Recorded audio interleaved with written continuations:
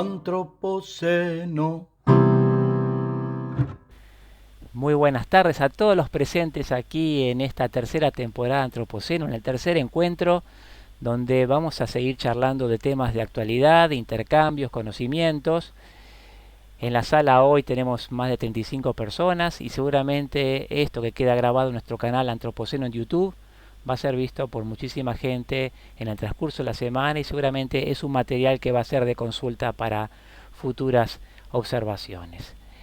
Hoy tenemos la alegría de poder contar con la presencia del ingeniero Gerardo Mujica para hablar de humedales, con un tema que dice humedales, humedales, espacio intangible o aporte al desarrollo de la humanidad. Gerardo es un amplio conocedor del tema, es ingeniero agrónomo con especialización en economía rural, recibido en la Universidad Nacional de Buenos Aires en el 86. Becario de INTA del programa de posgrado de Economía Agraria, realizó capacitaciones en gestión de la innovación en Japón, en el Institut Nacional de Recherche Agronomique de Francia, en Derechos de Propiedad Industrial, en Biotecnología en Brasil. Es representante del INTA ante organismos internacionales, instituciones y empresas en convenios de vinculación tecnológica.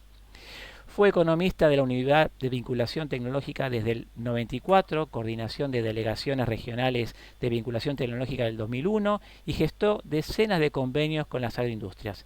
También fue director de la Estación Experimental del INTA del Paraná, entre el 2000, Delta del Paraná. Del Delta del Paraná, entre el 2003 y el 2014, profesor adjunto de la Universidad del Noroeste Argentino en las carreras de posgrado de especialización en gestión de la innovación y la vinculación tecnológica en 2010. También representante del INTA en la Mesa Forestal de la Provincia de Buenos Aires desde 2012 al 2014 y 2017. Integrante del equipo que obtuvo el premio Fidel Antonio Roy del Ministerio de Ciencia, Tecnología e Innovación Productiva en el 2013 por estrategias de conservación de la biodiversidad en plantaciones de salicáceas del Bajo Delta del Paraná. También recibió el premio Ingeniero Raúl Suárez a la excelencia técnica otorgado por la Asociación Forestal Argentina en el 2014, participante en 30 publicaciones científicas y técnicas relacionadas a la producción forestal y al desarrollo territorial del Delta. Desde el 2016 integra a la Comisión Asesora de Innovación Institucional y representa al INTA en el análisis de las propuestas de ley sobre presupuestos mínimos para humedales.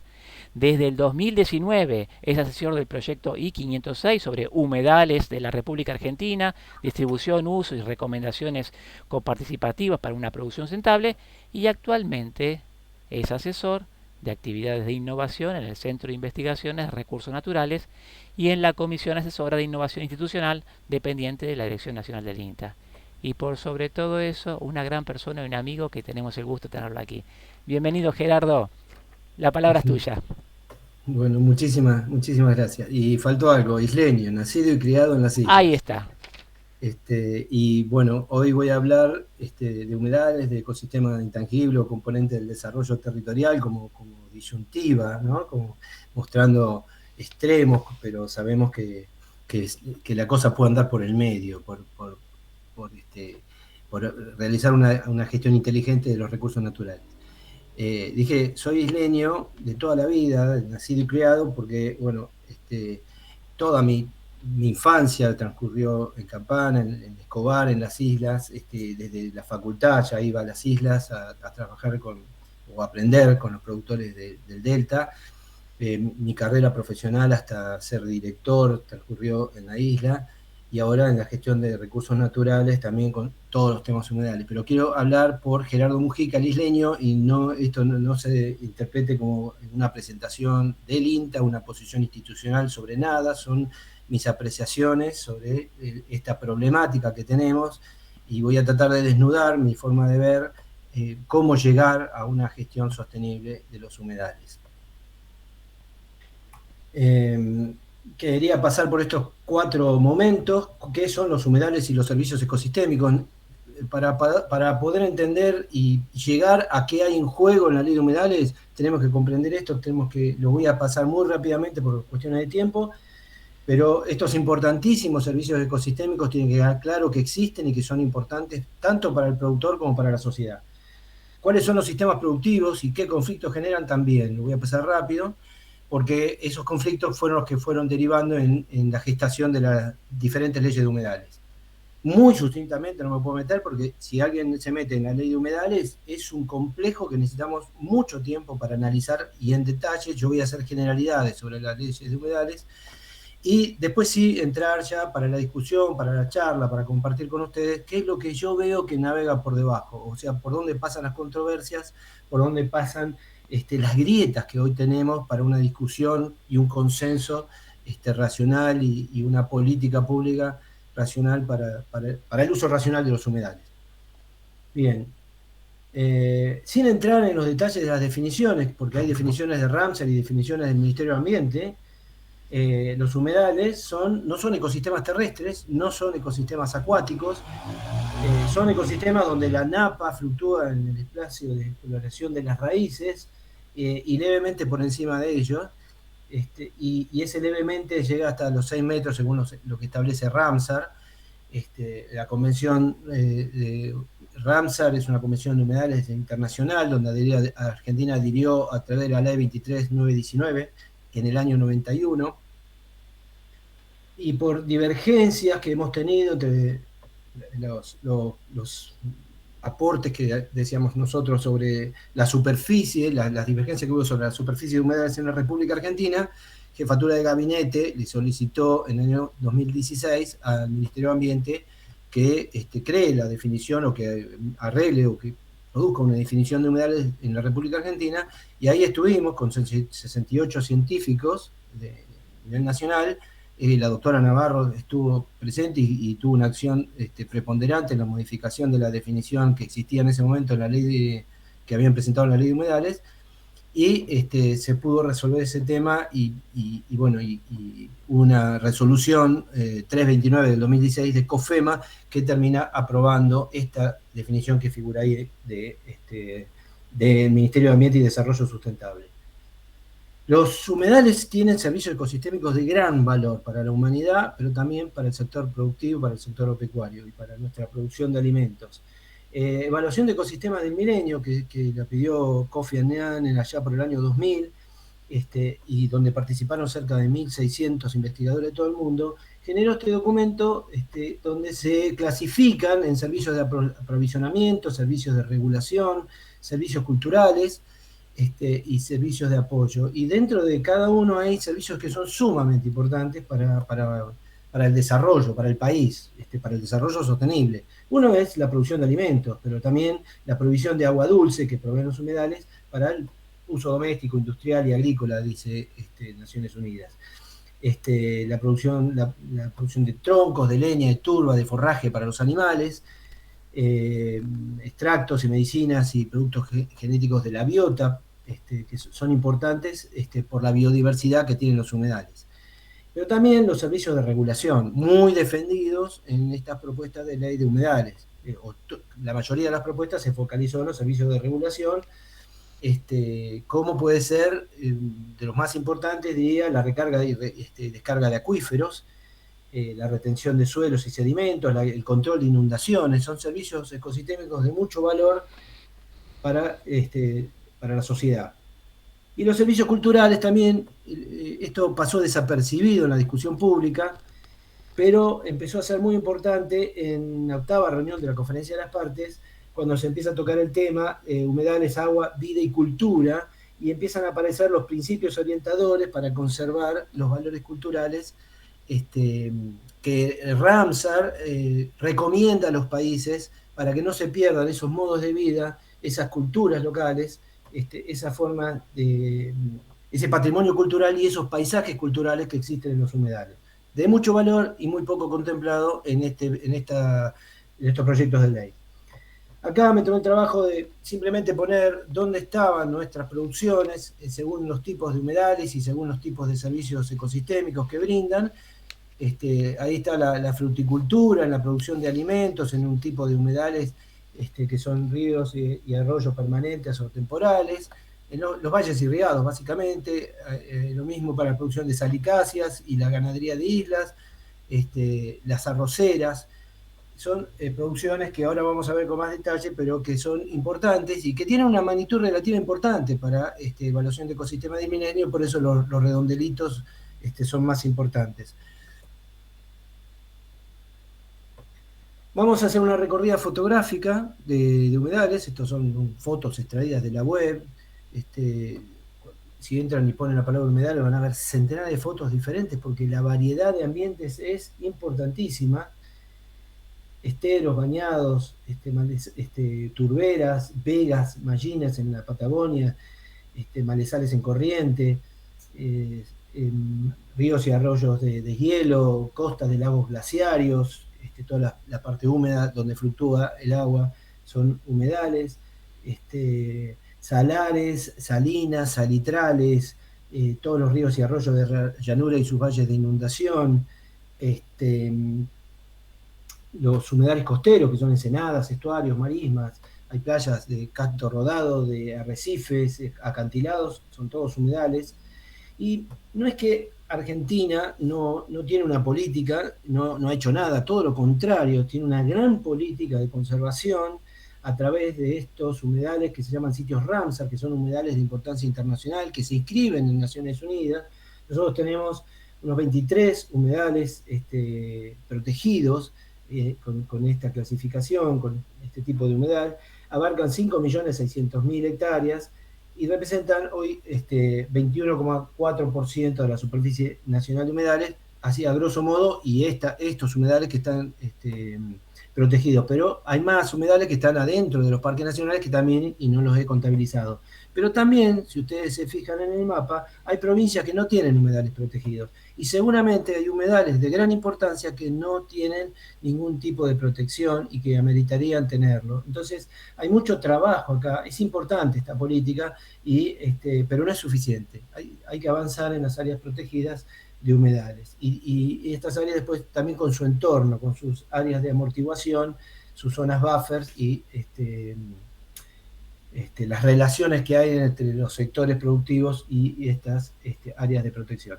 ¿Cuáles son los sistemas productivos? Bueno, todos los humedales de la Argentina tienen sistemas productivos vinculados, o algún sistema productivo. Bueno, hay de ganaderías, hay fruticultura, hay minería, hay forestaciones.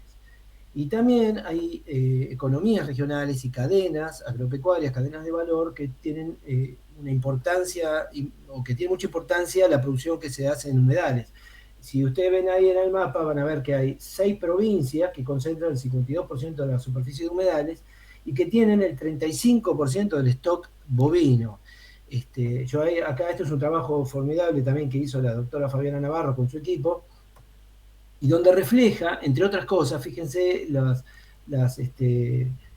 columnas en gris, la población que habita en esos departamentos donde hay humedales, que dependen directa o indirectamente de lo que pasa en esos humedales, de la producción, del empleo, del agua. Y fíjense, Formosa, 79% de la población está en departamentos que tienen humedales, 60% en el Chaco, 41% Corrientes, 49% Santa Fe. Es importante entonces las economías regionales que dependen del agua. Fíjense la producción de frutales de pepita, que el 100% se da en los valles de los ríos Tunuyán, Atuel, Río Negro y Colorado. El 35%, 34% del stock ovino patagónico se da en mallines que son humedales en nuestra Patagonia y que las economías regionales dependen de esa producción. Entonces, bueno, aquí tienen algunos ejemplos, algunas imágenes de diferentes ganaderías en diferentes humedales del país. En Cuenca del Salado, Islas del Paraná, Esteros de Liberá, Vegas de Altura, Mallinas de la Patagonia. Acá tienen forestaciones, aquí se pueden ver los malezales de Corrientes, forestaciones de pinos, hay también de eucaliptus. Aquí pueden ver en el Bajo Delta del Paraná la producción en rojo sauce, en verde álamo. Esta superficie de 60 y pico de mil hectáreas forestadas representa apenas el 1,5% de toda la ecorregión Delta Islas del Paraná, pero hay diferentes sistemas productivos y una producción forestal que abastece varias industrias. Ahí tienen zanja abierta y campos indicados con sistemas silvopastoriles. y en los valles de Río Negro, Neuquén y Cuyo, las cortinas forestales de álamo también que abastecen a la industria y protegen las producciones de frutales de pepita y los viñedos. La importancia de las arroceras en la Argentina, que son humedales artificiales también para Ramsar, y la apicultura en todos los humedales de Argentina, y también por su función ecosistémica de producir como polinizador. Ahí tienen valles irrigados que reflejan la importancia que puede llegar a tener para una provincia como Chubut, en el caso del valle, de los valles irrigados que hay en el río Chubut, y lo mismo para los valles irrigados de toda la cuenca del Río Negro y Neuquén. Los oasis de riego en Mendoza, lo que es Corfo Río Colorado, son todos, dependen del agua de los humedales. Y como dice acá la Secretaría de Ambiente y Ordenamiento Territorial de Mendoza, los humedales son todos los ríos y arroyos de la provincia con sus riberas húmedas y todos los canales de riego y acequias de riego de la provincia son humedales. Y es así. Entonces, fíjense la importancia que tiene la ley de humedales cuando de repente por ahí pone limitaciones, prohibiciones para la creación de zanjas, canales, para los sistemas de riego. En el interior profundo de la Patagonia, un pueblito como Sarmiento, que depende del agua del río Senger, todas las quintitas, se pueden ver aquí, de las alamedas, protegiendo la producción de alimentos, de fruta, de forraje de esta comunidad de la Patagonia. Y lo mismo para el Valle de Santa María de Catamarca, ahí se ven todas las quintas y el verde que hay por el riego que se da a través de canales, zanjas y acequias, que se da en esas comunidades, que es semejante, en Tinogasta, en Aymogasta, en Belén, todos estos pueblitos de la cordillera dependen del agua de los humedales. ¿Cuáles son los conflictos de estos sistemas agropecuarios? Yo, en principio, quiero aclarar que los conflictos vienen también por la antropización de otros sectores que no son los agropecuarios, que a veces pasan desapercibidos.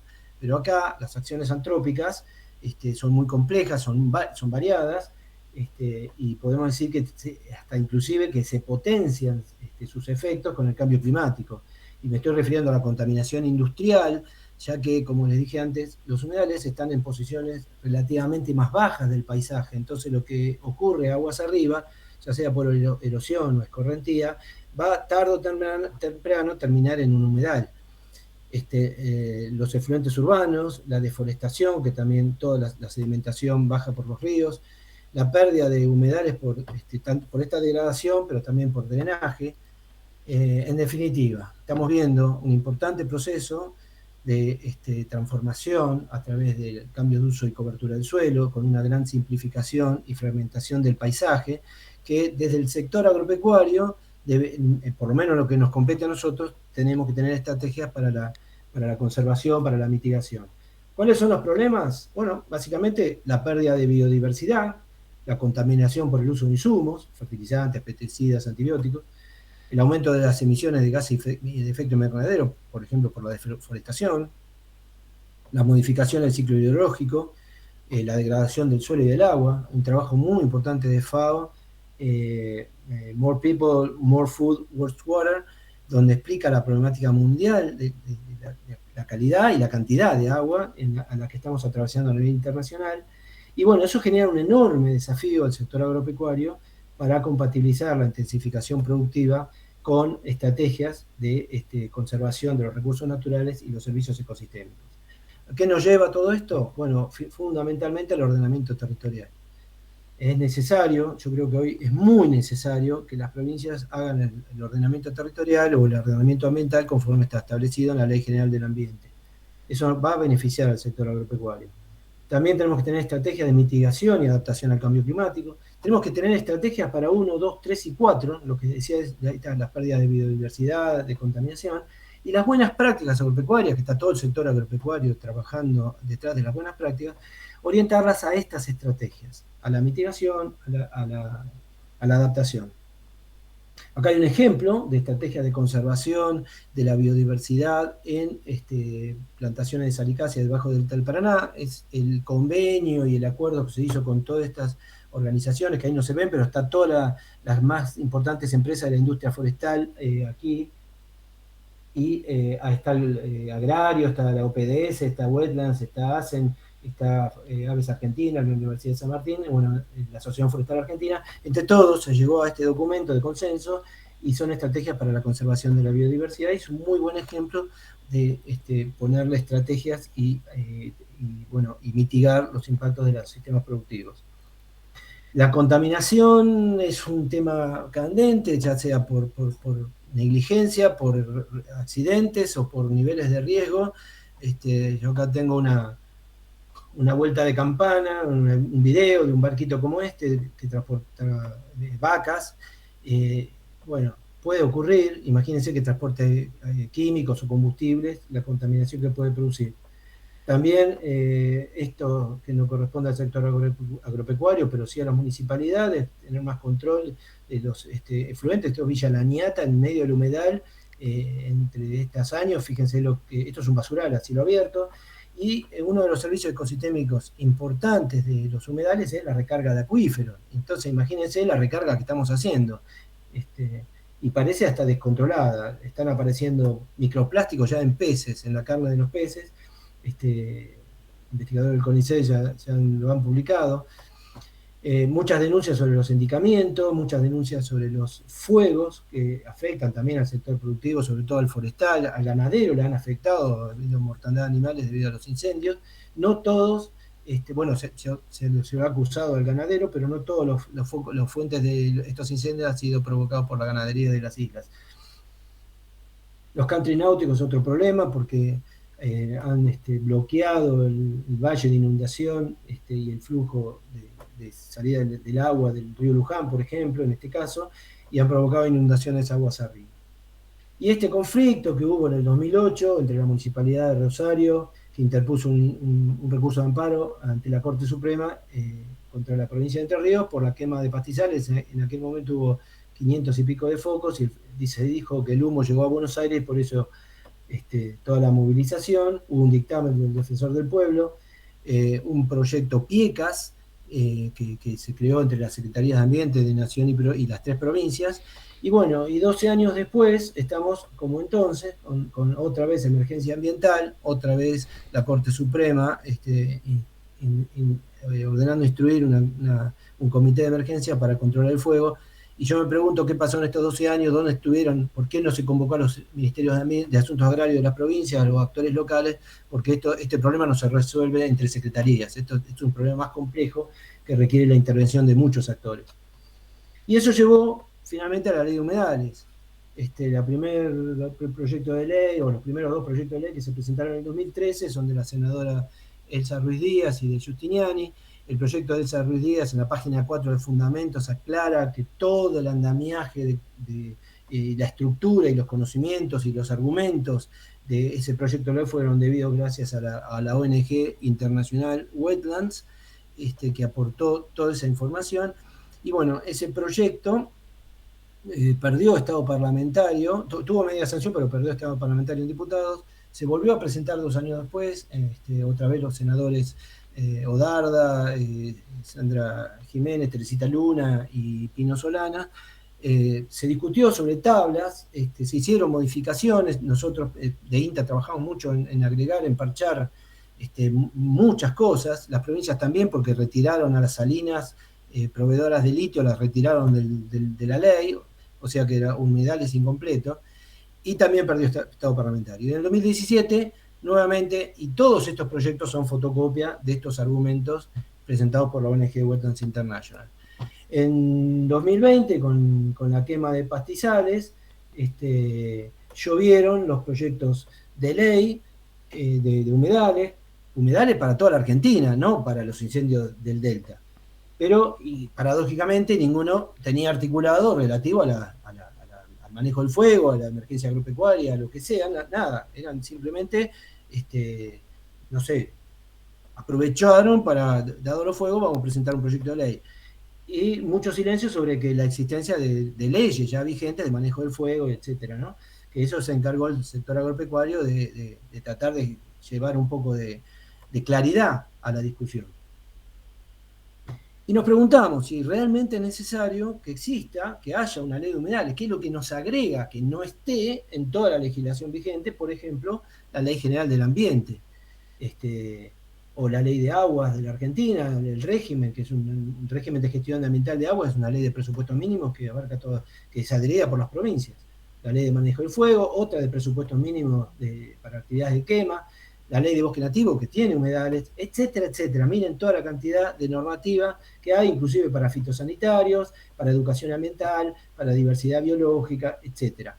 Entonces, realmente nos preguntamos, ¿es necesario? Y bueno, parte, si uno le quiere sacar algo bueno a esto, o difundir un gran avance, las leyes que se habían presentado tuvieron ciertos inconvenientes, ¿no? Entre ellos la definición, que se discutió ministerialmente, se corrigió, COFEMA dio, pero en aquel momento eran 66 millones de hectáreas, 23% de la superficie nacional continental. Nosotros hicimos una simulación de suelos en el Instituto de Suelos de INTA, de suelos hídricos, una simulación, una aproximación, nos dio la mitad. Y luego de eso, con el proyecto de humedales de INTA, a partir del 2019, y acá, se acaba de publicar, la doctora Navarro publicó en el 2022, llegamos a esta superficie del 9,5% de la superficie nacional continental, con un trabajo realmente formidable a destacar, con 32 investigadores profesionales de diferentes provincias de la República Argentina, 20 años de análisis multiespectral, multitemporal, digamos, cada 6 meses. O sea, se analizaron 54.700 fotos, imágenes satelitales, 43 variables para realmente determinar la existencia de humedales y 26.000 chequeos de campo para validar este mapa. Destacable. El trabajo que han hecho los profesionales es fenomenal. Y bueno, y llegamos al final, ya para empezar la discusión. Teníamos que atravesar esto para entender. Yo no critiqué mucho los proyectos de ley, pero básicamente se focalizaron en servicios ecosistémicos de regulación y no tanto en los de aprovisionamiento. Tuvimos que agregar. No tenían una visión por ejemplo, de que exista la asistencia técnica y financiera para los productores para poder hacer el cambio tecnológico, para adaptarse a la ley. Era una ley con muchas restricciones, sobre todo en lo que tenía que ver con las evaluaciones ambientales. Tenía presupuesto que era todo para el Estado, no se pagaban servicios ambientales al productor por la inversión y el mayor costo que iba a tener el productor. Todo eso se fue solucionando a lo largo del debate público y sobre todo en el último tramo, cuando interviene la Secretaría de la Comisión de Agricultura del Senado, con mucha participación del sector agropecuario, se fue resolviendo y hay una propuesta superadora. Pero ¿qué es lo que hay en juego? Entonces ahí yo me anticipo. Yo digo, lo que está en juego es la gente que vive, que trabaja, que depende de los humedales.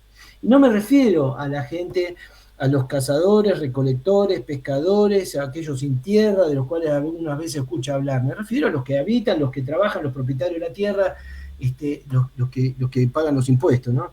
Me refiero a la gente que vive, sean pequeño, mediano, grande, o sea empresa. Esta gente genera empleo, genera Producto Bruto Interno, genera divisas, y hoy está en riesgo, es vulnerable, se siente amenazada, y como dije, por ahí los humedales tienen la suerte de que el 21,4% de los humedales de la República Argentina tiene algún régimen de protección. ¿Y a esta gente quién la protege? Me pregunto yo. Entonces, me parece que el enfoque territorial que debería tener una ley de humedales tiene que tener en cuenta, primero, que existen territorios completamente diferentes, como les mostré en estos ejemplos cuando fui transitando las diapositivas, cada humedal es un territorio con sus características, con una base de recursos naturales muy propia, muy específica. No es lo mismo Mallines de Patagonia que Vegas de Altura en la Puna, que el Bajo Delta, que el Delta Superior.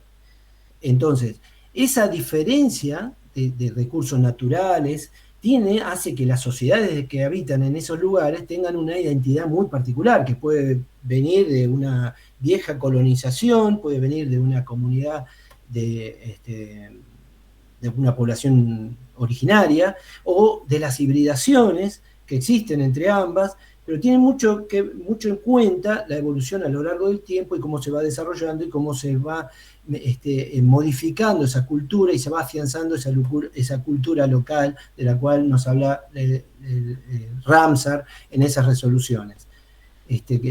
Sobre los lineamientos para la protección del patrimonio cultural, de los paisajes culturales. Y en esa identidad también existen relaciones sociales.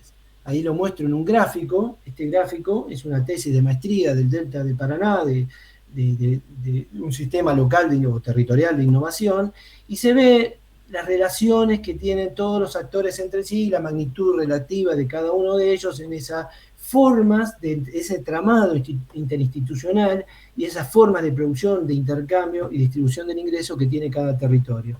Y de repente vemos que una ONG internacional empieza a criticar las formas de vida, las formas de producción, y lo particular es que no se lo dice a ellos, no interviene como un actor más en la discusión a tratar de modificar, a hacer un aporte, sino se lo dice a los diputados para que pongan una ley y ponga restricciones, limitaciones a determinados procesos, ya dije, previsiones, canales, acequias, manejo de agua, evaluaciones de impacto ambiental bien complicadas, que no todos los productores están en condiciones de hacer, o les pueden representar mayores costos, y una amenaza a ellos se sintieron amenazados.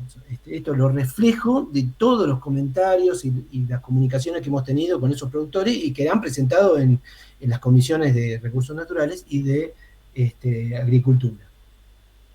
¿Y qué sería todo lo contrario? El enfoque territorial. Salimos de ese enfoque, de esa visión de ecosistema pristino, único, intangible, a un proceso de desarrollo territorial teniendo en cuenta los objetivos de desarrollo sostenible de Naciones Unidas. Y bueno, primero que es un proceso. El desarrollo territorial no es de un día para el otro, pongo una ley y todo cambia. Y menos una ley con restricciones, que puede generar multas, costos, quebrantos, migración rural. Entonces, es un proceso de transformación que requiere una organización y una dinamización del territorio con objetivos muy claros y aceptados por esas sociedades. Innovación, diversificación económica, sistemas productivos más locales, más competitivos a lo mejor, y cuando hablo de competitivo no me refiero a la competitividad de la empresa, me refiero a la competitividad sistémica, a la de un territorio basado en la conservación y el aprovechamiento de sus recursos naturales, a crear capital social y cultural, a la inclusión social, al arraigo de la gente en su tierra. Son todos valores muy propios de las sociedades que habitan. Tienen su propia infraestructura, equipamiento, tecnología, artefactos y demás, y nosotros lo vemos desde el INTA como procesos endógenos, ¿no? Donde ese desarrollo posible, ese desarrollo potencial que puede tener un territorio, lo puede encarar y la comunidad tiene la capacidad para liderarlo a ese proceso y decidir y controlar los cambios que en ese proceso se van instalando. Esto es, ahí pongo la fuente, esto del proyecto nacional de apoyo al desarrollo de los territorios de INTA, es una publicación que hizo en el 2007 del programa nacional, y muchos de nosotros en INTA estamos muy comprometidos con ese enfoque. Yo particularmente participé de procesos de desarrollo rural territorial o de desarrollo local en las islas del Paraná. Y vamos al final. Entonces, ¿qué es lo que navega por debajo? ¿Qué es lo que estamos viendo que no se discute cuando se discute la ley de humedales? En principio, lo más elemental es que se está discutiendo la sustentabilidad ecológica versus la sustentabilidad económica, social y ambiental, donde hubo muchos actores que tuvieron que decir, esperen, acá hay gente que vive, hay gente que trabaja, que hay empresas que producen, y que tampoco pueden hacer un cambio que no sea económico porque se quiebran todos, y un cambio que no sea socialmente aceptado tampoco, porque la gente no sabe hacer lo que le pide el cambio. Se necesita un proceso y se necesita asistencia técnica y financiera, cosa que tratamos de incorporar en los proyectos de ley. El enfoque por ecosistemas versus el enfoque territorial. Esto es clave. Creo que en el INTA estamos muy, muy comprometidos con el enfoque territorial, y la Ley General del Ambiente es muy clara en ese sentido. Y yo pido que presten atención a esto porque dice que el ordenamiento ambiental tiene que tener en cuenta los aspectos políticos, físicos, sociales, tecnológicos, culturales, económicos, jurídicos y también los ecológicos, no solamente la batería de ecológicos que estuvieron incorporando los proyectos de ley, que muy valorables porque defienden estos servicios de regulación que son importantes, pero bueno, ¿y qué pasa con todo lo demás? Y también dice posibilitar la máxima producción con la mínima degradación del ambiente. Un gran desafío para nosotros en el sector agropecuario. Estos servicios ecosistémicos de regulación, donde se focalizaron los proyectos de ley, versus los servicios de aprovisionamiento y los culturales que pasaron desapercibidos en el debate público. Pero no puede haber contradicciones. Ustedes imaginen a un juez tratando de dirimir una controversia donde un productor produce alimentos, pero utiliza el recurso hídrico y lo está degradando de alguna manera, 1%, 2%, 15%. ¿Dónde está el límite? ¿Qué es degradar? ¿Ese servicio ecosistémico o cuál de los otros? No hay una ecuación que determine el grado de daño o de impacto, entonces un juez no puede dirimir nada acá en esta controversia. La ley de presupuesto mínimo por ecosistema, una estrategia de legislar por ecosistema, bosque nativo, glaciares, humedales, pastizales, montañas, versus todas las leyes de fomento agropecuario que actúan ahí en los humedales. Y no vimos, salvo en este último dictamen de la mayoría, un texto donde deben articular estas leyes de fomento agropecuario con estas restricciones de conservación de los ecosistemas, pero hasta en la mayoría de los casos no fueron tomadas en cuenta. Y puede ser una hermosa estrategia para poner reglas de juego por ecosistemas, y puede ser, como pasó en este proyecto de ley, no lo dije, pero tenía un presupuesto muy importante, pero ese presupuesto iba todo para el Estado, no iba para los productores para pagar servicios ecosistémicos. Entonces puede ser una caja interesante legislar por ecosistema y una apropiación de recursos para fijar normas de juego. Bien, otro tema es estos enfoques up-down, bottom-up, desde un escritorio, desde una ONG o de un ministerio, tratar de fijar las formas de vida y el proceso de desarrollo de una comunidad, de una región, de una población que habita un humedal, en lugar de estos procesos de desarrollo endógeno, territoriales, donde participa mucho la población local y define su futuro deseable. Son dos mundos diferentes y debería haber una compatibilización, y creo que la tiene la compatibilización es la Ley General del Ambiente, que considera todos sus aspectos. Una ideologización y politización de la ley de humedales, que habrán visto que se ha utilizado como bandera política. Y eso dificulta muchísimo el consenso. Yo ahí en rojo puse los versos como grietas que obviamente son salvables, que nosotros podemos intervenir desde las políticas públicas para tratar de llegar a un equilibrio y a un consenso y a una ley inteligente de la gestión de los recursos naturales. Pero si se politiza y se ideologiza y se trata de, no sé, poner al antropocentrismo, con perdón de los antropocenos de la sala, como a la derecha y el ecocentrismo a la izquierda, un ecocentrismo a lo mejor hasta sin gente, porque si analizan el proyecto de ley de humedales, acá los que pasaron desapercibidos son los actores locales, versus un antropocentrismo donde el humano tiene una responsabilidad crucial en la conservación del medio ambiente. No podemos esquivar esa responsabilidad. Y por último, y creo que también para terminar ya generar el debate, los intereses transnacionales. Hay una fuente de recursos fenomenales que están llegando del extranjero a ONG para hacer estudios, para hacer trabajos, algunos muy loables. Nosotros trabajamos muchísimo con las ONG, la verdad que es loable, pero a veces se representan o uno termina siendo partícipe de proyectos que tienen otros intereses transnacionales y no los nacionales, de esta discusión pública que tenemos que tener: qué país queremos, qué gestión de los recursos naturales queremos, qué humedales queremos. Y ahí termino. Muy bien. Le paso acá. Estos son mis coordenadas, para los que no me conocen. Y bueno, estamos a disposición. Y si les interesa, en esta paginita que está acá, Personas Mujica, ponen INTA, Gerardo Mujica, hay publicaciones donde está el delta que queremos, hay 26 estrategias de desarrollo territorial que fueron publicadas en el Congreso Internacional de Salicáceas, donde están todas esas liñitas que mostré del gráfico, ahí son estrategias de desarrollo, así que ahí pueden buscar información sobre el tema. Muy bien, entonces aquí hacemos un punto aparte en esta reunión donde Gerardo en 35 minutos nos ha puesto sobre la mesa una infinidad de temas. A continuación entonces, durante la próxima media hora, los que quieran hacer alguna pregunta y una manito que esté ahí abajo, tocan la mano, aparece en una lista y yo le voy dando la palabra para que una pregunta corta y Gerardo también una respuesta rápida podamos Sí. darle paso a la mayor cantidad de personas. Obviamente ya tengo en lista a 2 personas anotadas, que son amigos antropocenos. Le vamos a dar la palabra primero al ingeniero Mariano Vinograd. Mariano. A ver, estoy en Chilecito, espero tener señal y energía. Bueno, Escucha. Gerardo, muchas gracias por la prudente, por la equilibrada presentación.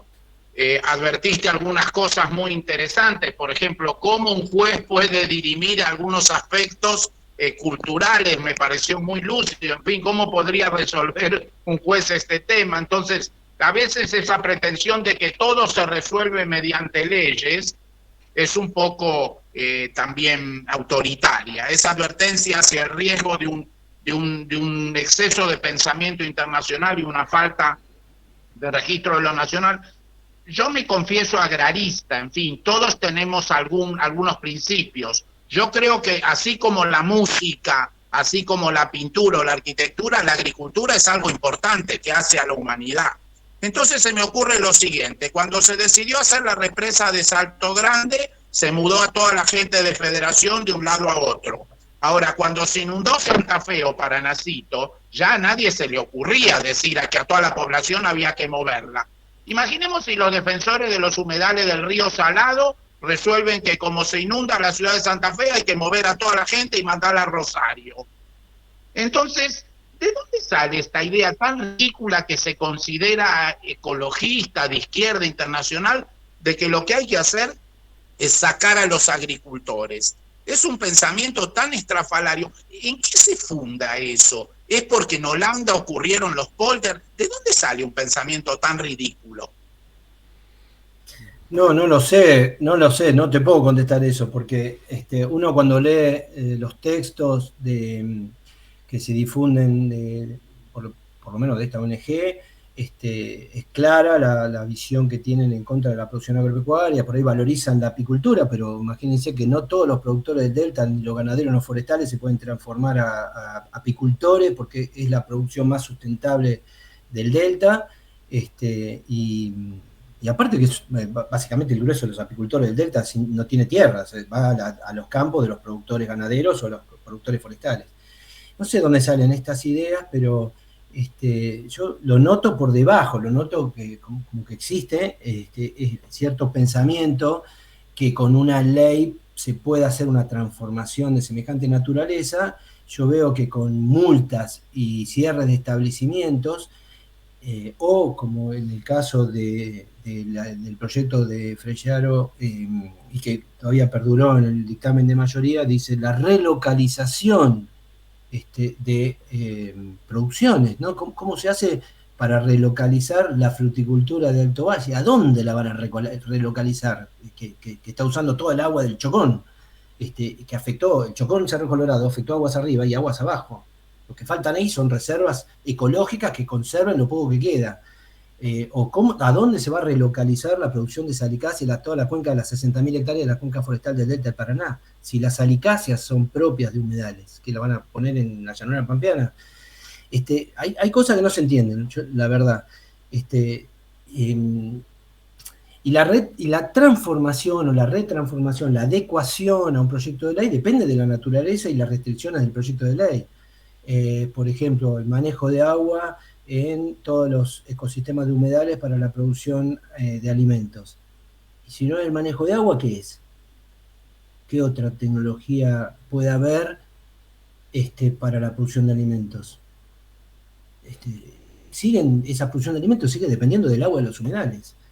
Otra vez, lo que hay que hacer no es una ley que prohíba el canal, la zanja y la sequía, o ponerle semejante restricción a un productor que no pueda hacer una evaluación de impacto ambiental, o no le aprueben el impacto ambiental a un productor, sino tener claro el ordenamiento territorial en la provincia, hasta dónde se puede, qué es lo que se puede, dónde se puede, y eso va a retirar incertidumbre del sector agropecuario, o sea que nos va a favorecer, y buenas prácticas agropecuarias de manejo, las mejores posibles, las que menos impacto tengan.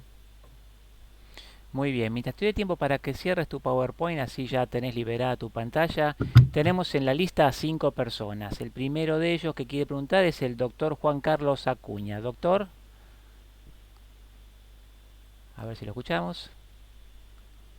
¿Me están escuchando ustedes bien? Sí, ¿No perfecto. habilito imagen? Perfecto. No hay habilito imagen porque tengo baja conectividad. No hay problema. No, primero, bueno, saludar al ingeniero Mujica y a grandes rasgos desde el derecho, solamente contemplar.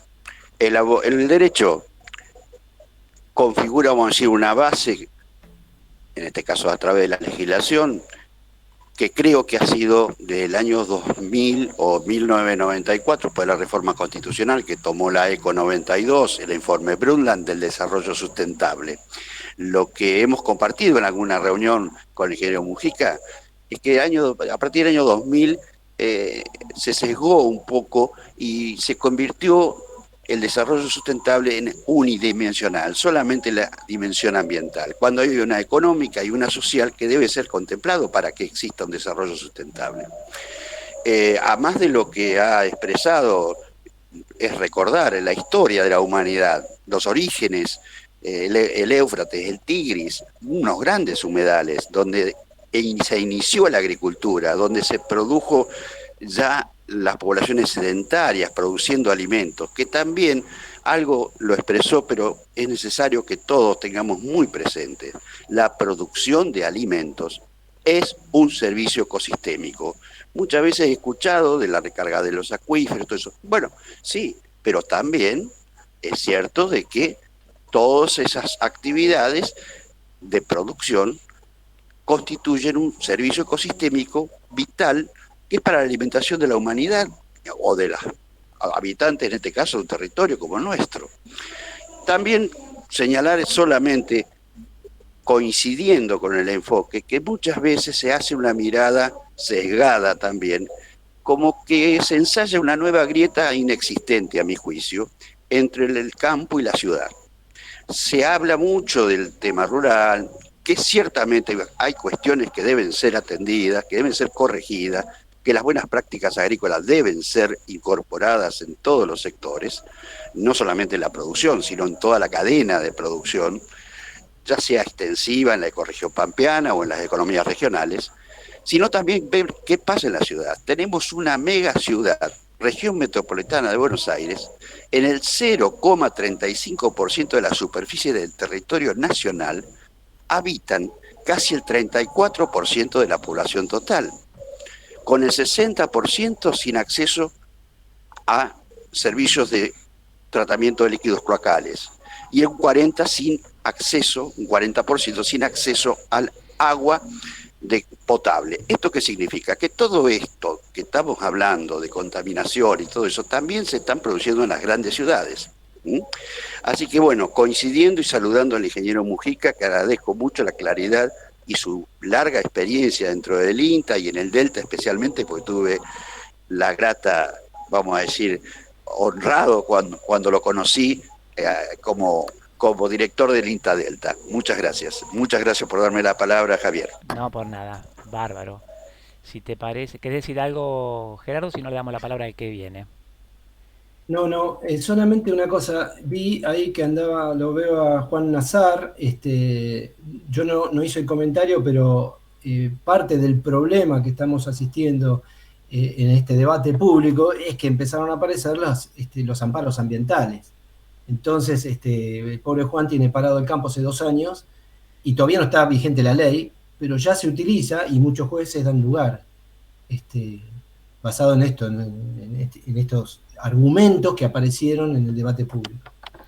Muy bien, tocaste en tu charla la cuenca del Salado. Le voy a dar la palabra entonces a Beto Weiner, que es un conocedor de la zona. Beto.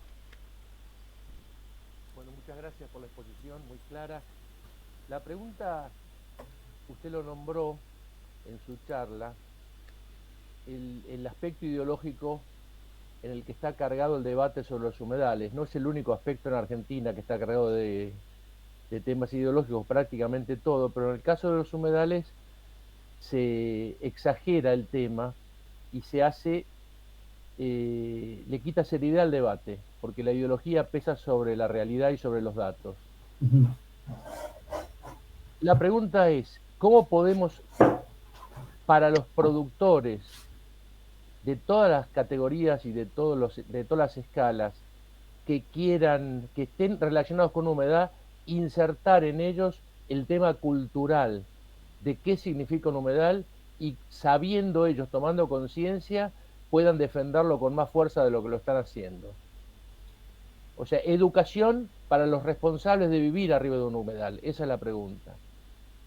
Bueno, el tema de educación ambiental es clave porque nosotros hemos trabajado muchos años con productores y el productor está muy focalizado en su empresa, tiene que pagar salarios, tiene que hacerse cargo de los costos y a veces no tiene el tiempo o no puede pagar un asesor para contar con una estrategia. Y no siempre nosotros en el INTA tenemos estrategias ya preparadas para difundir, para la conservación de la biodiversidad en un sistema productivo. Estamos trabajando en eso, el INTA tiene proyectos. La educación ambiental es clave. Ahora, lo que yo me di cuenta, trabajando con la Asociación Forestal Argentina, con los productores del Delta, ahí lo veo también a Adrián Mendizábal, que está en línea, con Arauco, con todos los productores del Delta, fue que en el proceso se va aprendiendo. Este grupo de empresarios de la Asociación Forestal Argentina aceptó crear estrategias de conservación de la biodiversidad en plantaciones forestales e implementarlas.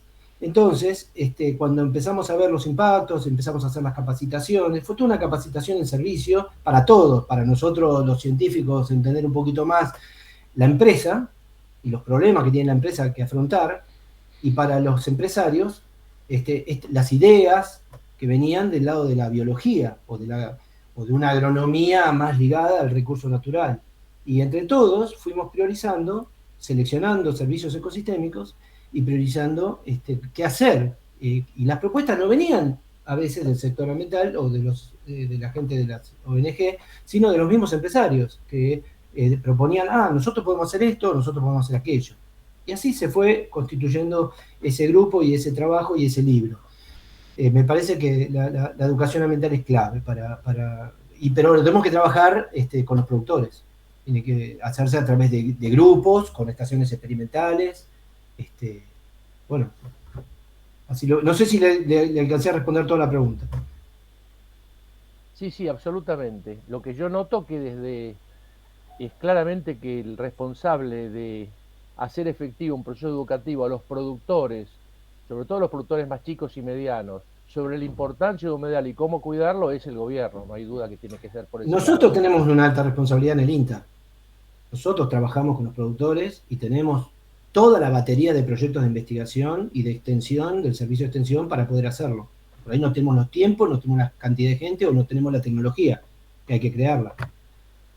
Pero ahora, defender el patrimonio cultural de una sociedad, de un humedal, ahí sí depende más de cómo se articule esa sociedad, el asociativismo que genere, la institucionalidad que genere esa sociedad, como puede ser en el caso del Bajo Delta, el Consejo de Productores del Delta, que tuvo una alta participación en el debate público, pero otras zonas del país no tuvieron esa posibilidad. Pero eso por la organización propia de esa región que tiene su institucionalidad. Entonces ACREA estuvo con INAGRO, todas las entidades agropecuarias participaron activamente en el debate público cuando convocó la Comisión de Agricultura. Pero si fuese por la Comisión de Recursos Naturales, solamente convocaba a las ONG ambientales, o algunos, han participado algunas instituciones, pero me refiero que no se le dio el valor que tenía la opinión de esa sociedad que vivía y que trabajaba en la región. Entonces ahí cada región se tiene que organizar y tener su institucionalidad y participar en el debate. Está muy entretenida esta reunión, tenemos 5, 8 personas más que quieren preguntar y tenemos unos 15, 20 minutos más. Le voy a dar la palabra a, no recuerdo el nombre, AZS Argentina. Ahí estamos. Bueno, soy yo. Bueno, me presento, soy Armando Zavala, soy productor. Hace muchos años que voy al Congreso, a las comisiones de Agricultura y de Economía Regionales. Vivía casi cerca de los 30 años que voy. Tuve la suerte de estar en esa reunión donde estuvo usted, Gerardo, ingeniera Fabiana Navarro y algunos otros técnicos más que la verdad su opinión fue muy importante para revertir la situación, ¿no?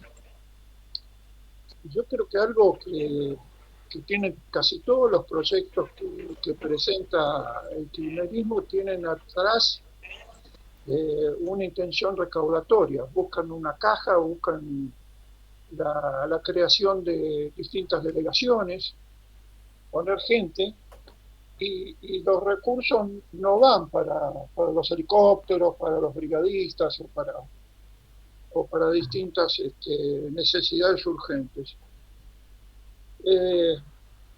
Yo estuve llevando durante todo el año 2022 muchos productores, logré que se armara una asociación de isleños frente a Rosario. Tuvimos más de 60 reuniones con diputados y senadores. Muy difícil de convencerlos para que dejaran hablar a los reales habitantes de la isla, los productores a los que se les había incendiado el campo. Tuve, diría, discusiones feroces con Ricardo Bullaire para que los dejara hablar. Y yo creo que fue fundamental el tono emocional que le dieron esos gauchos que las tuvieron en esa reunión. Otro de los caminos que seguimos fue presionar a los diputados provinciales, que fueron los que estaban allá en el Consejo del Norte Grande. Que eso también fue algo decisivo para que, bueno, que Grosso no tuviera el dictamen de mayoría. Estoy muy acostumbrado a hacer este trabajo de trinchera, no tanto del PowerPoint o de las presentaciones así muy lindas. Que a veces esta parte de contacto con la gente y la parte de los que sufren, de los que viven, ahí en esa reunión hubo uno de los productores donde dijo que estaba hace más de 130 años en la isla. ¿Cómo vienen a cuestionar un mocoso de San Martín, del Gran Buenos Aires, que no sabe nada? En su mismo municipio casi le tapan todos los arroyos y se eliminan una parte. Y viene a poner una ley de humedales, todo para llenar.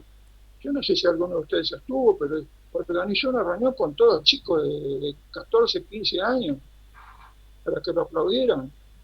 Entonces estamos en unas manos que si los productores no se despiertan, y bueno, y yo valoro mucho la posición de ustedes que siendo gente del INTA, se jugaron el pellejo. La verdad, mil gracias por lo que hicieron, por todos los productores, a todos los técnicos que estuvieron en esa reunión que lo organizó Bullaire. Bueno, les agradezco por dejarme participar.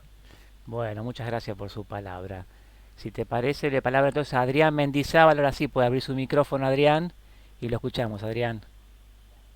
Sí, buenas noches, gracias por dejarme participar.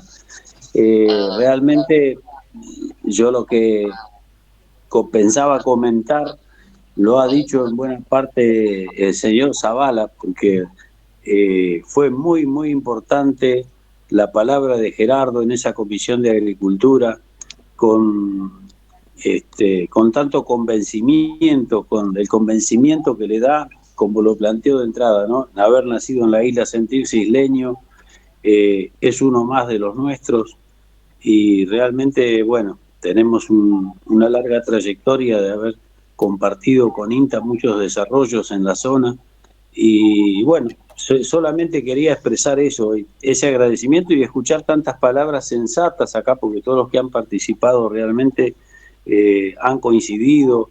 El hecho de que haya fundamentalistas que quieran pasar por encima, la población la desconocen. Me ha tocado estar en algunas reuniones donde parecía que no habitaba nadie, solamente se consideraban gente de pesca artesanal y eventualmente alguna apícola, que respetamos a todos, pero no era la esencia de la gente que vino hace 150 años a desarrollarse, a producir, a invertir.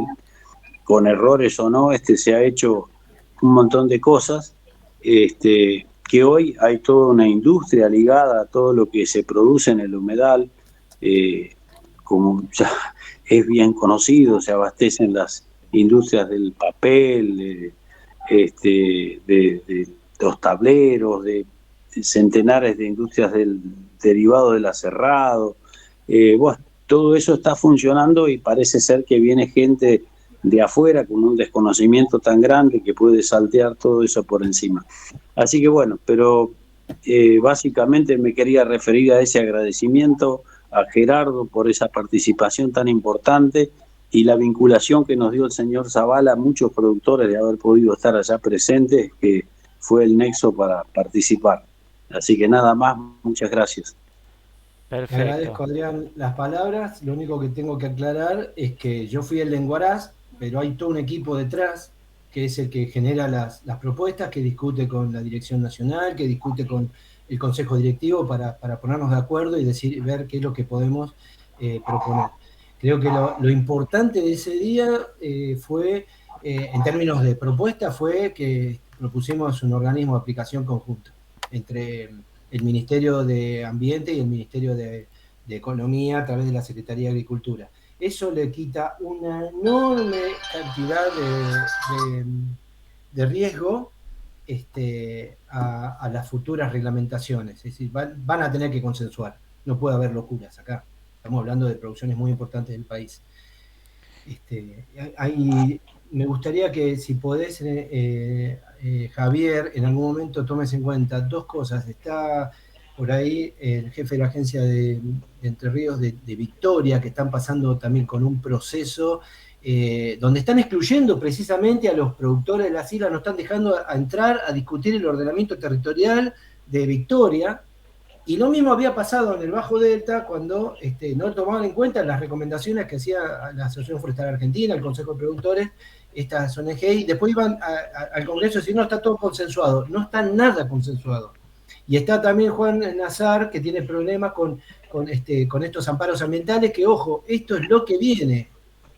Ojo que los amparos ambientales, que van con ley o sin ley, pueden afectar o judicializar el sector agropecuario. Tengo 6 personas en la lista y me parece que vos vas a convenir conmigo que salté el orden y le dé la palabra a Fabiana Navarro, ¿no? Sí, totalmente. Fabiana, por favor. Te escuchamos, Fabiana. Ahí estás. Se ve un poco oscuro. No importa, te escuchamos. Tengo todo oscuro en la casa. Lo que pasa es que tengo acá cerca un recital, acá enfrente un recital y me está matando a... Bueno. Lo mío no era muy breve, simplemente era una acotación o 2 acotaciones. Recién Gerardo dijo cuando estuvimos en el Congreso, a lo que se hicieron referencia recién los últimos 2 personas que hablaron. No me acuerdo el nombre, veo a Adrián Mendizábal, pero veo a AZS y me olvidé del nombre, discúlpeme. Pero yo me quería referir o responder una cosa o acercar una propuesta, más que nada, a alguien que habló anteriormente, que es Alberto Weiner, o Vaina, no sé cómo se pronuncia perfectamente, cuando hablaba de la educación ambiental. Es decir, yo a lo que propuso él, yo le agregaría un poquito más y diría que la responsabilidad no es de un lado, la responsabilidad es de los 2 lados. La responsabilidad es mutua. Sí. La responsabilidad tiene el Estado seguro, y nosotros somos Estado como organismo de investigación del Estado, el INTA es así, y por otro lado también es responsabilidad de uno, ¿sí? Buscar también la información. Yo en ese caso lo que les propongo es, tal vez sería una buena cuestión organizarse, y no tenemos problema desde el proyecto de humedales ir e informarlos, ¿sí? Ir y comunicar con respecto al tema humedales. No tendría ningún inconveniente. Si ustedes se organizan, nosotros desde este lado podemos ofertar el ir y no educarlos, pero sí compartir el conocimiento que tenemos. Muy buena propuesta, muy buena propuesta.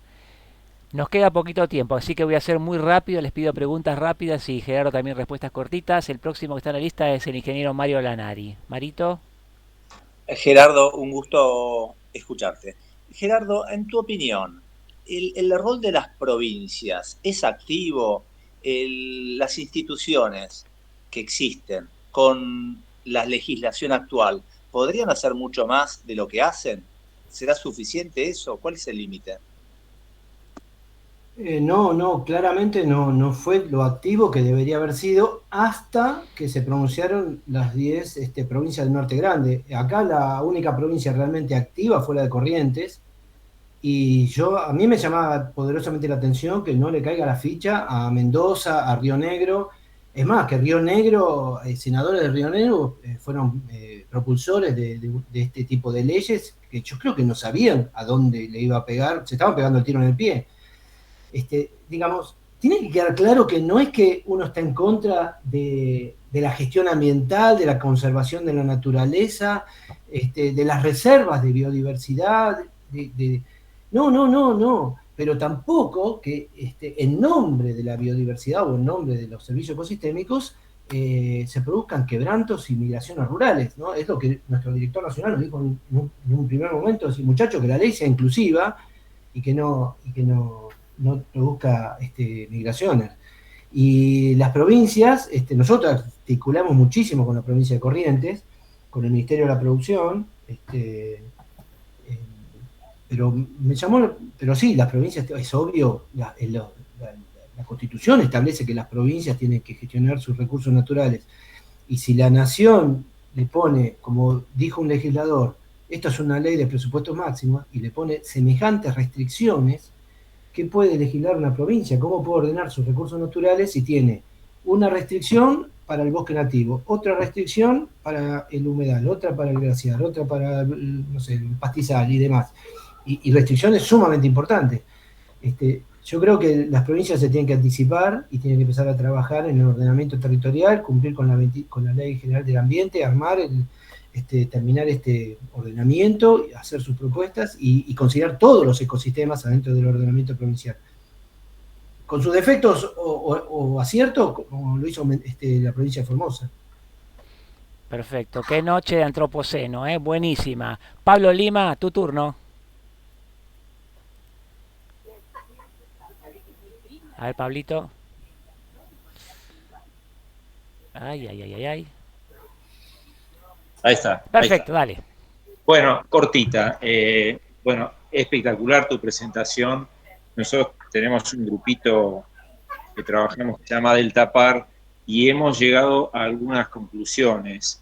Y te quería preguntar si a vos no te parece importante que se generen algún tipo de unidades de gestión en estos territorios que integren la cuestión económica con la cuestión ambiental, la representación de los productores. Por ejemplo, en el caso del Delta, tenés un tamaño y una complejidad que te daría para hacer, no sé, una microrregión, lo que sea, ¿no? Lo que sea práctico, digamos, ¿no? Con recursos y que se gestione junto a los productores las tres patas de la sustentabilidad. Si te parece importante el tema de gobernanza. Sí, por supuesto, totalmente. Nosotros teníamos mucha expectativa, siempre tuvimos mucha expectativa con el CONINDELTA y con la Dirección Provincial de Islas, pero bueno, no están a la altura de un proceso de desarrollo sostenible.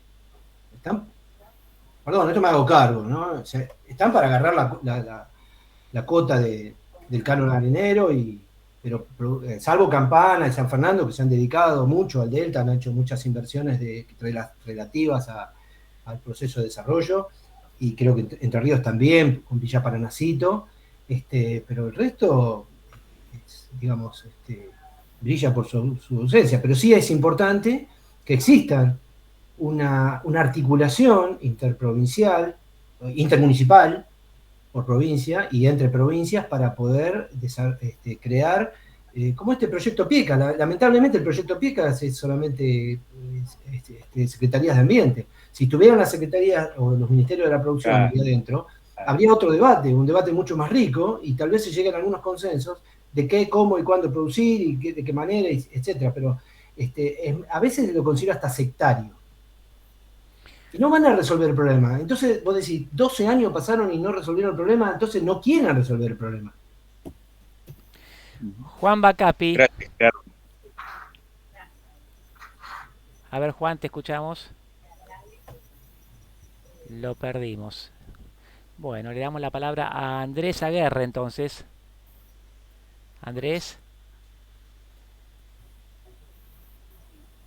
Perdón, bueno, estaba en silencio. Ahí está. Juan Bacapi, dale, Juan. Te escuchamos, dale. Bueno, soy productor de las Islas Lechiguanas, preocupado e interesado por los temas ambientales. Antes de los incendios del 2008 ya había participado de cuanta reunión que tratara esos temas. Inclusive trabajé con gente de los que hoy fueron nombrados, con universidades, con grupos ecologistas y demás.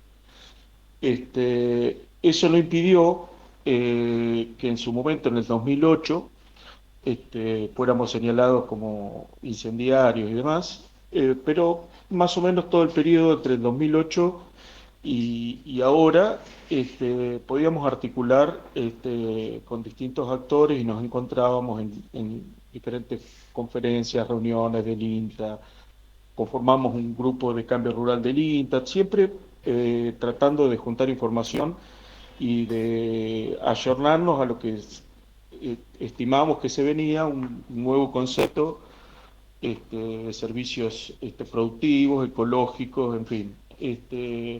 Pero los fuegos de los últimos años como que recrudecieron y pegaron muy fuerte en la sociedad, donde ONGs instalaron hasta palabras inexistentes, nos transformamos en ecocidas, nos transformamos en manipuladores de agrotóxicos, y fue ganando adeptos, y la gente con la cual uno era, digamos, no digo amigo, pero se podía charlar y trabajar, se volvió muy virulento, se volvió, digamos, la comunicación se cortó, y en vez de eso aparecieron apadrinados o con argumentos de estas ONG grupos muy fuertes de abogados ambientalistas. Estos abogados ambientalistas, el poder y las causas que se meten exceden, o no digo exceden, se amplían a otros sectores que no son exactamente los agricultores o los ganaderos. Son los mismos grupos que han intentado parar, por decir algo, la exploración petrolera en Frente a Mar del Plata, o pozos petroleros, o el litio, lo que sea. Pero ¿qué pasa? O inclusive, por ejemplo, el grupo de Ramallo, que es donde estoy yo, presentó un proyecto para parar el dragado de la hidrovía, argumentando que producía, no cabe duda de que probablemente sea así y que necesiten tener espacio de impacto ambiental, pero digamos, los límites de qué intentan prohibir no tienen, no hay límite, pero lo paradójico es que consiguen medidas cautelares concretas de los jueces. Por supuesto que si quieren parar la exploración petrolera hay intereses digamos, fuertes que a veces logran destrabar esas cautelares. Pero en el caso de un triste ganadero como yo, me veo en tener la producción parada. En las Islas Lechiguanas los jueces pararon todo movimiento de barco, de maquinarias, pero que después en los incendios nos pedían por favor tractores para poder hacer cortafuegos. En fin, yo paradójicamente lo que quisiera ya es que haya una ley de humedales. por supuesto, una ley equilibrada, una ley lógica, una ley consensuada, una ley que contemple todos los objetivos que planteó Gerardo. Cuidado del medio ambiente y desarrollo económico y social. Pero han logrado cavar tan fuerte en la sociedad que los jueces tienen terror de los casos de amparos por daño ambiental, que dan curso a prohibiciones de hecho, con todos los argumentos que estos grupos tienen como, y argumentación y qué sé yo, que fundamentos para la ley, pero que sin embargo, sin ley, los jueces lo aplican y producen medidas concretas. Entonces, frente a esta situación de que sin ley se aplican leyes inexistentes, es una fragilidad, digamos, y una diferencia de fuerzas y digamos, y en la medida que no estemos organizados y que no haya una voz conjunta de los ganaderos y de los agricultores, de a uno, como en el caso mío, me matan, pero lo logran. Y en el caso de las Islas Lechiguanas, a partir de la cautelar, hicieron extensiva a toda la región cualquier movimiento de maquinaria, que por supuesto es una locura y que produce, entre otros casos, una impotencia frente a los fuegos. Bueno, me extendí, pero digamos, el resumen es, no sé si tenemos que oponernos a la ley, tenemos que buscar que esa ley sea equilibrada, porque mientras tanto, los grupos estos que están, son siempre los mismos. Los abogados ambientales que están haciendo, me imagino, una pingüe ganancia, y no sé quién lo financia, pero logran medidas concretas muy fuertes. Muy bien, que amenazan Juan, todo. Muchas gracias. Le voy a pedir, paremos acá, tenemos 5 minutos más para esta reunión y le damos, si a ustedes les parece bien. No, por nada. La verdad, muy valioso, muy valioso. Tenemos a Fernando Gándara y a Edgardo Bárzoli. Con ellos cerraríamos esta reunión, ¿sí? Fernando, te escuchamos. Estás en silencio, a ver si puedes abrir tu micrófono. Nos cuesta, mientras se aprovecho el hueco, Javier, para indicar que está ahí, está Vaso de Barbechando, sí, que tuvo una actividad destacada Barbechando en el debate público, realmente también formidable, no es que nosotros hicimos todo, ni mucho menos, estuvimos articulando muchísimo con Barbechando y la verdad que nos pusimos de acuerdo en muchísimas cosas para poder encarar el debate público. Quiero destacar la acción de Barbechando. Bueno, a ver, Fernando, tú ya tenés micrófono, si no pasamos al siguiente. No, solucionado, creo, ¿me escuchan? Perfecto, adelante. Bueno, primero estoy acá porque hace 50 años que vivo en Corrientes y es simple, con la presentación muy buena, felicitaciones Gerardo, está bien planteado por ti y por todos los que han hecho comentarios, preguntas, propuestas y bueno, obviamente que de ser verdad alguno de los proyectos, creo que hay un proyecto para poner el 1.000.000 de correntinos en París, en Europa, nos tendrían que trasladar porque acá tenemos arroz, forestación, ganadería y agréguenle citrus, como las principales actividades. Así que yo creo que la ley va a seguir empantanada, ojalá me equivoque. Creo, como acabo de escuchar, tiene sus pros y sus contras, y creo que lo que sí veo es que hay que seguir, como dijeron varios, la propuesta de educación a todos los niveles, a la clase política, a las juventudes de las instituciones rurales que hoy están trabajando mucho, Sociedad Rural Argentina, Federación, todos tienen ateneos, y después incursionar directamente educación primaria, secundaria, y solo hago una pregunta. Supongo que hay ONG defensoras, digamos, de esta visión que presentó Gerardo. Muchas gracias y felicitaciones a todos. Gracias, Fernando. La visión particular mía, no creo, no lo sé, pero sí que trabajamos con muchas ONG ambientales para tratar de, por ejemplo, estamos haciendo guías de buenas prácticas y articulamos con ellos para tratar de llegar a un consenso y una buena recomendación. O sea, ellos trabajan mucho, las ONG trabajan mucho en el campo y en la búsqueda de información y, bueno, tienen muchos conocimientos también, entonces también se aprovecha eso, pero básicamente estas acciones, estas leyes requieren consenso, entonces hay que trabajar con ellos para, digamos, para nutrirse del pensamiento, de lo que a ellos les preocupa. Tienen mucha vocación de servicio, y bueno, a veces se van, ellos también necesitan recursos y buscan recursos internacionales, que hay muchos, a veces se van, business as business, no podemos criticar, pero pueden llegar a servir a otros intereses que ni siquiera ellos conocen. Como hemos visto, sabemos que hay un flujo de fondos muy grande de ONGs, de fondos para ONGs, y lo que está pasando, por ejemplo, en Victoria, es que, por ejemplo, no estaban dejando entrar a la discusión, porque la maneja esta ONG Wetland, maneja en Victoria el ordenamiento territorial, a pesar de que el intendente estuvo en la Comisión de Agricultura, pidió que vayan los productores de la SIAC, creo que se llama la asociación, no lo dejaron entrar, algo que es lamentable, es inaudito. Edgardo Bárzola, la palabra. Sí, buenas noches a todos. Gerardo, quería preguntarte, para tenerlo bien claro el tema. Antes de hablar de ley de humedales, tendríamos que poner mucho énfasis en ordenamiento territorial.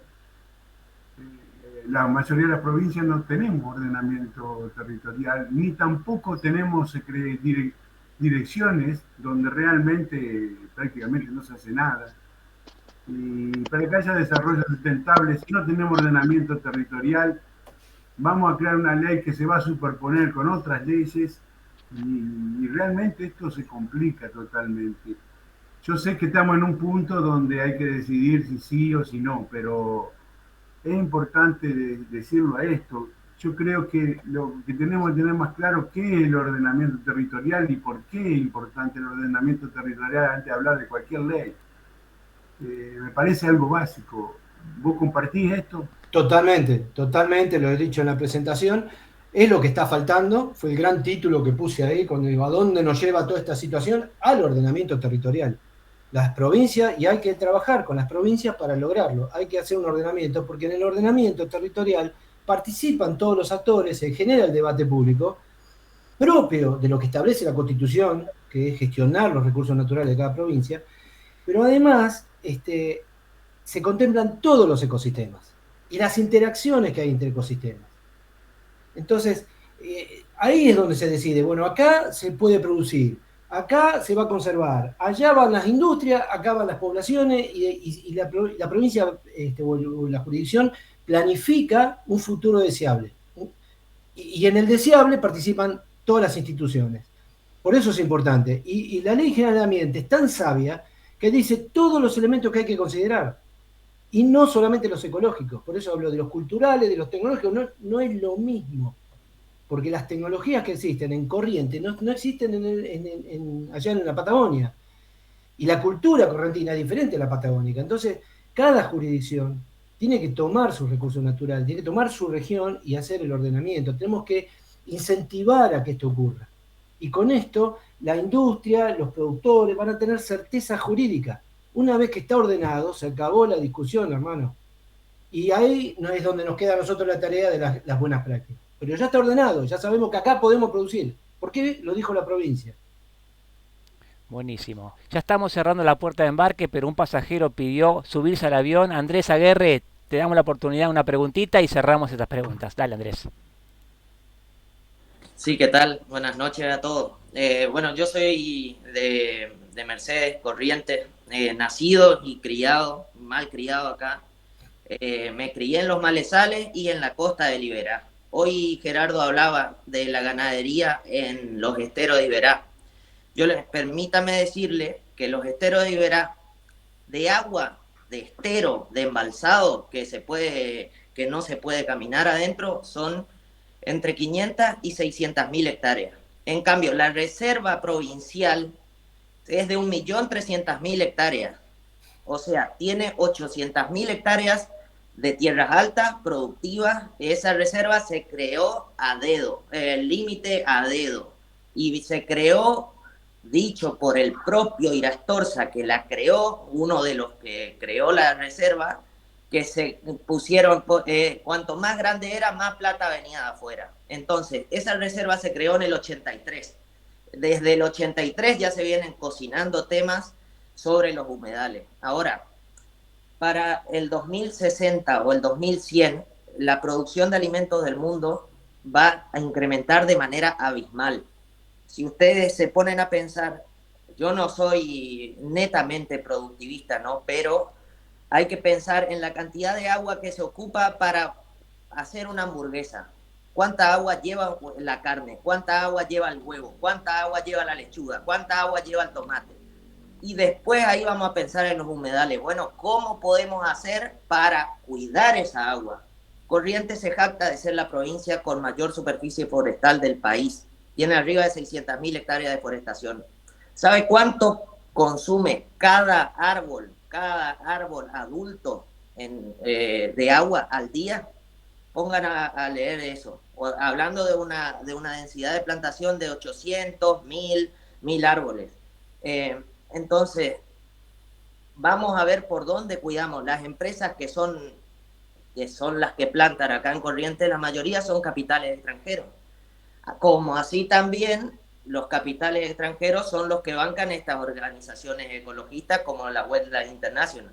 Entonces, para mí hay todo un circo armado, que hay un libro que se llama Ecofascismo de Jorge Orduna, que explica muy bien cómo actúan todas las organizaciones ecologistas, enmascarando atrás de cuidar el pajarito y cuidar esto, hay un negocio inmobiliario multimillonario, que son de las tierras altas productivas que están cerca del agua. Hay una fundación que peleó mucho, que se llama Fundación Iberá Patrimonio de los Correntinos, peleó mucho porque todo el plan de manejo para los esteros que se quería implementar, ninguno contemplaba las necesidades sociales, culturales, educativas, pero de la gente en absoluto. Mercedes, en mi departamento, tiene 18 parajes que están contra los esteros, contra los ríos, y ninguna de todas esas organizaciones se acercó a decirle a ningún vecino, señor, ¿qué necesita? ¿Tiene luz? ¿Tiene agua potable? Entonces, si estamos hablando de educación, pero primero tenemos que hablar de lo básico, de la atención básica a las comunidades locales que lindan contra esos esteros. Y otra cosa es que hay que dividir. Una cosa, como decían hoy, es Mendoza, que tiene sus humedales. Otra cosa es Corrientes, que es un humedal. El 70% de la superficie de Corrientes es humedal. Si se toma como la ley que presentó Pino Solana, que dicho bien por él, dijo, no sé, yo la presenté como me la dieron. Entonces, bueno, hay que tener mucho en cuenta, y el INTA, la verdad, felicitaciones, Gerardo, porque si bien hizo muchas cosas, puede hacer mucho más. Acá la extensión experimental de Mercedes, ahora se abrieron 128 nuevas vacantes del INTA a nivel país. Acá, para lo único que se está estudiando es para la lucha contra la garrapata, acá en Mercedes. Es lo único que se pidió para controlar la garrapata. Entonces el INTA podría dar nuevas líneas de investigación a los departamentos que están involucrados sobre el humedal, por ejemplo, o no sé si me entendés. Sí. Personalmente, yo la verdad veo más todo este lobby de la ley de humedales y demás se politizó bastante, y lo que hay atrás es un gran negocio inmobiliario, que el día de acá a 100 años, cuando no haya agua en el mundo, Argentina está privilegiada por la cantidad y calidad de agua que tiene.